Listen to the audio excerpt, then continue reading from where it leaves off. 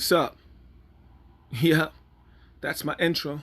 Hey guys, real quick, later in the video you're going to see that I applied attack, mounted attack, a range attack, and ground defense.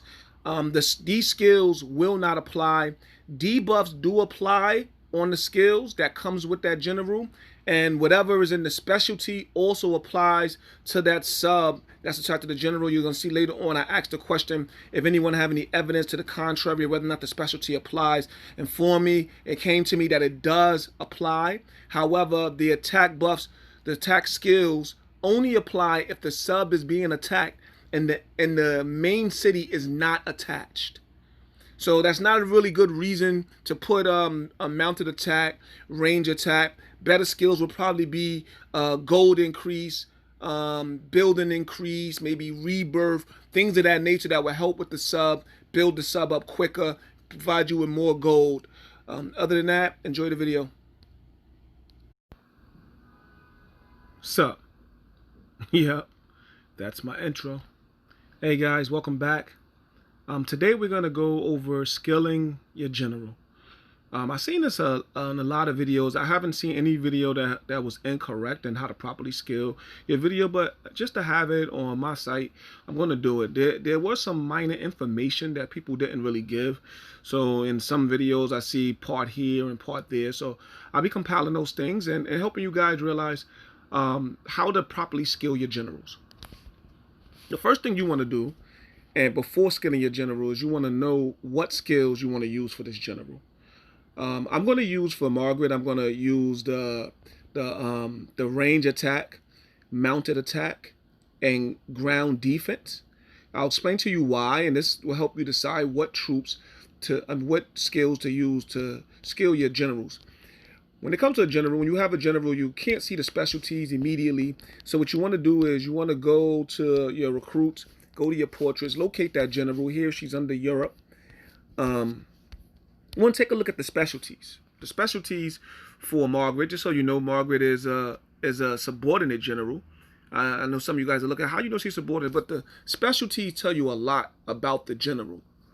So the first thing you see for her is that her first specialty increases range troop attack and range troop health power. Second, it increases gold production speed in subordinate cities and construction speed in subordinate cities. The third is the troop depth into troop soul rate in the main city is plus 10%. Maybe someone can tell me if this does not apply when it's in a sub, but based on the wording and based on the fact that she's a subordinate general, you assume that puts it in a sub that this troop depth into troop soul rate in the main city plus 10% applies even when she's in the sub. If someone has any different information, especially if you have proof, send it to me, please. But to my understanding, this applies even when she's in a subordinate city because she's a sub-general. The reason why you know that she's a sub-general is because she has a sub-specialty. So when they have sub-specialties, you want to put them as your sub-general. And this is important. And the reason why the King's Ambition, which is troop depth into troop soul rate in the main city, is important is because this will keep your troops from dying by turning them into souls that you can revive later on. And it's 10%. This is the rate of it going to 10%. It's very important. If you notice in this specialty, it does not say while leading the army. It's just general. It doesn't say while leading the army. Whereas her reduce enemy troop attack by 10%, which is a special skill, and the reduce enemy mounted troops attack by another 20% when general is leading the army. It says when general is leading the army. So this means that the army that she's leading, which if you put in the sub, that army will get this particular skill. The remainder of the army inside your city won't get that 20% bonus to the mounted troops. But the enemy troops will still reduce their troop attack overall by 10%. Now, to understand that, you have to understand that the sub will get the buff that is given by that general because the general is leading that army. But no matter what the debuff is, if it's in the sub, the enemy still receive that total debuff to all of their troops. The final one is enemy mounted troop attack and enemy mounted troop health power are decreased by 30%. So immediately we know we want to use the range troop attack on this general. And I add mounted attack because mounted always has the highest attack. So increasing their attack is always something beneficial. And I add ground defense because increasing their defense is quite beneficial. And I didn't add anything such as increased construction speed or increased gold because she already, when you unlock the specialty, she will get that. And pretty much you're going to start off with a general inside your sub that does this before putting an attack general inside your sub. Margaret 1 is an attack general. So going over to the skills, you want to, after you figure out what skills you're going to put, as I told you, I will put ranged attack, I will put mounted attack, and I will be putting ground defense as the skills. You want to check how many you have. You never want to use any of your level 4s. You want to start off by using your level 1s first. So you want to have a lot of those before you even start. You know, sometimes you might not be undecided between 4 skills, so just alternate between those 4 skills until you have 3 of them placed into those 3 slots. Here, like I said, I will be using mounted troop attack, ranged troop attack, and ground troop defense. That's the one. The 4th one that I'll be using in case I run out of those or that I see as a benefit would be range bonus. That is something I will use if I run out of any of those because I'm okay with range bonus being added, especially if I have the range attack along with it. So mounted troop attack, we go ahead. That's going to go. It's going to stick. It's not going to be any issue. Range troop attack, we add, and we got blessed. It popped up right as the number 2, and then we want to try to go with ground defense, which I had 8 of those. It got rid of my mounted troop attack. So I go back, I do another mounted troop attack. And I got blessed. I got blessed here. I got blessed where it filled out all 3. This isn't always the case. You can go back and forth, back and forth, back and forth, over and over and over again. And before you land all 3 spots. After you have that, after you have the level 1s, you go and you put the level 4s in. Because you can level any skill up to the max level, which is level 4. If you only have a level 3, level up to level 3. So because of this, you want to use all your level 1s first. If you run out of level 1s, go to your level 2s. If you run out of level 2s, go to your level 3s. If you run out of level 3s, wait. Do not use your level 4s. Wait. But once you have the ones that you wanted, mounted troop attack, it will automatically replace the same skill of the lower level. It won't. It's 100% chance that it will replace the skill that is similar to it. So mounted troop attack, ranged troop attack, and ground defense. And this tutorial is probably the easiest time I ever had with skilling any of my generals. Sometimes it could take a lot of skill books to be able to do this. The primary place you will go for skill books is going to be here at your academy and skill book shop. You will simply look for the skill books that you want. I recommend only buying level 1 skills. Wait for the other skills as they come. Level skills are always going to be purple, and they cost $3,000 for a level 1 skill, $5,000 for a level 2 skills. This is the primary place you will go for your skills. When I come here, I normally will come look for range attack, mounted attack, ground defense, and siege attack. Siege attack. Siege you probably want to use all of it, but mostly siege attack is the most beneficial. And I only look for level 1s. I don't look for any of the other levels.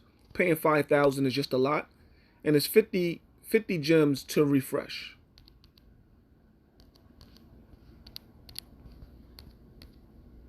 See, and this tutorial actually was way shorter than I expected it to be. But that's where you will go to get to get the general the skill books that you're looking for. You will refresh until you see the skill books that you want.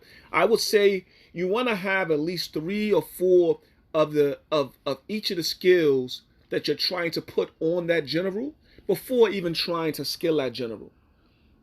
This is only so because you want to get it done in one shot. It could take longer until you have all 3 of those slots. Do not attempt to upgrade any of the skills until you have all 3 of those slots done. Don't try to upgrade any of those skills because you're just gonna end up losing your level 4. So many times you'll see people they got 2 of the skills they want and they ran out of the skills at the lower level, so they just upgrade those skills. But now they only have 2 skills on their general. I just recently ran into a player. He showed me his general. He has 2 of the skills that he want, and he have it at level 4. But eventually he's going to have to add a 3rd skill, and it's probably more than likely going to take away one of those level 4 skills that he utilized. Actually, before I go, I wanted to mention that in order to understand the specialties, you have to first realize that the specialties do not become activated until the general is a level 25. The general have to first be a level 25, and then you have to upgrade those specialties in order to get those benefits. It's very important that you read the specialties before going ahead and skill those generals, because sometimes generals, based off of the skill that it comes with, can be deceiving. A prime example is Robert Geisgard. We'll take a look at Robert Geisgard. When you look at his skill, he's a European general. When you look at his skill, he says increase ranged troops attack by 25% and reduces enemy ground troops and mounted troops defense by 15% when general is leading the army. So initially people look at him and they think, oh, he's going to be a great ranged general. When you start looking at a specialty, you see that his first specialty, mounted troop attack, is 10%, and mounted troop health power is 10%. And then the second one is march size capacity plus 6. And again, attacking mounted troops and ground troops attack by 10%. And then his third specialty is mounted troop attack again. Mounted troop health power, mounted troop defense. And then his final skill, ground troop and mounted troop attack again. With ground troop and mounted troop defense plus 10, ground troop and mounted troop health power. None of these that have anything to do with the first initial boost that he gives to the range, which is 25%. None of these things have anything to do with the range that he initially gives, 25%. It increases both mostly mounted, and then secondly ground, and then third it increases ranged troops.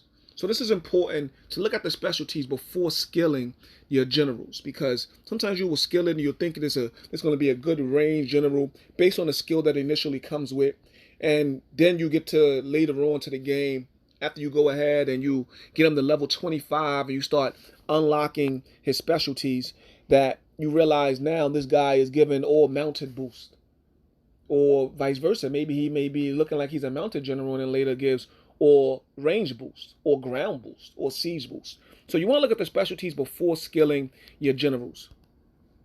An example of being able to skill your general, of using the specialties. After the general gets to level 25, you'll see that you'll be able to raise these different specialties up. Each specialty increases by tier.